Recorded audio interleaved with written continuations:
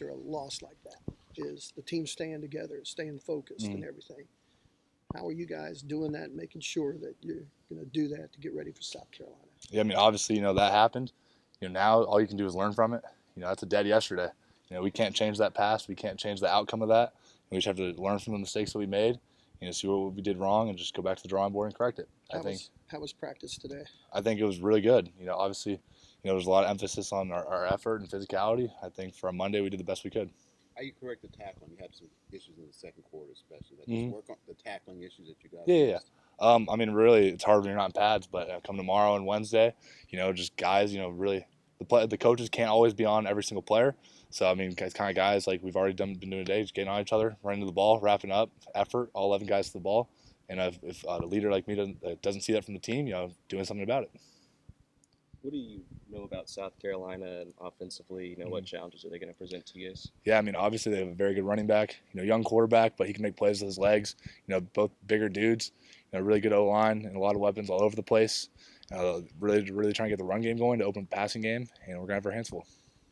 Danny, we didn't get to ask you this after the game, but what was just the mood in the locker room afterwards and kind of your talk to the team maybe? You said anything? I mean, obviously, you kind of already know what the mood's going to be like. I think it's kind of self-explanatory. Really just talking to the team, I mean, it is what it is. That's what we put on tape, we put on film. Obviously, you're going to be disappointed with that. In that moment, there's not much you can really say. I think everything was said at halftime before the game, and we just didn't really live up to that moment. Are there benefits to go from one tough team to another, just to move on from Texas, South Carolina?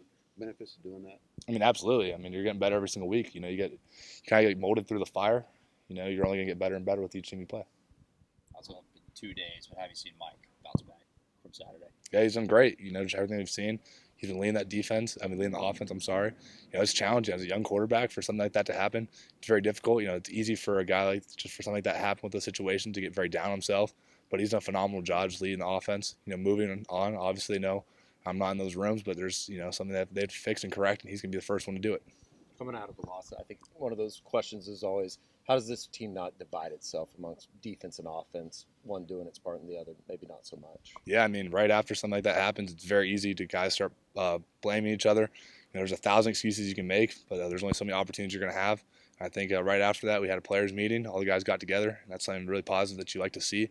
Really aired it out, got it all out there. We did it yesterday. So now it's a new week, new mindset, new opponent. Really flushed it. We learned from it, and just got back together as a team. Is there still a lot to play for this season? 100%. We're 4-2, not 2-4. We still have half the season in front of us.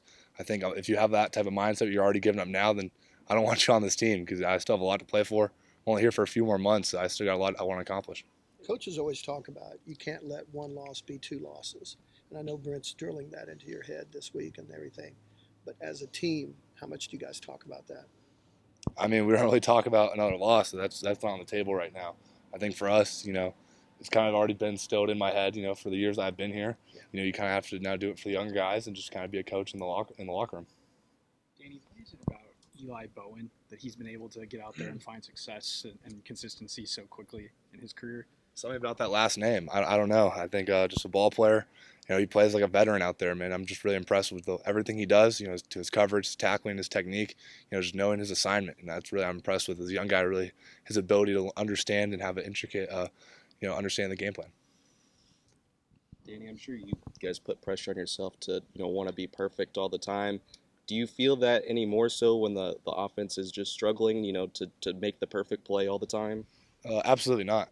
No matter where we are on the field, we have to just live up to the standard. I think later on, guys were trying to make plays, and that was just leaving up, open gaps and missed assignments, and that's unacceptable. And I think as a defense, we have to be better. We have to be the forefront of everything. I think at times where it just wasn't up to how it needs to be, and that's being corrected right now, and it already has been. I think we just need to learn from it and grow. Second quarter, was the pressure being put on you guys defensively that you guys almost have to feel like you have to be perfect because the offense is struggling like they are right now? Is there a feeling that you guys have to be perfect in the perfect call every time? I mean, not necessarily the perfect call. You're never going to be in a perfect call. The players have to make the call no matter what. Everyone has to do their job. And so, a sense of perfect is just every single person doing their assignment, doing their job. And that's when, everyone makes the layups, makes the plays. In regards to the second quarter, it's all about field position, so it's hard, especially when you're getting the ball right there. We didn't do a good job having 11 guys on the field.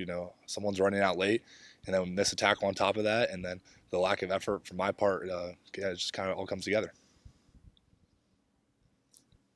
Appreciate it. All right, Thanks. there you go.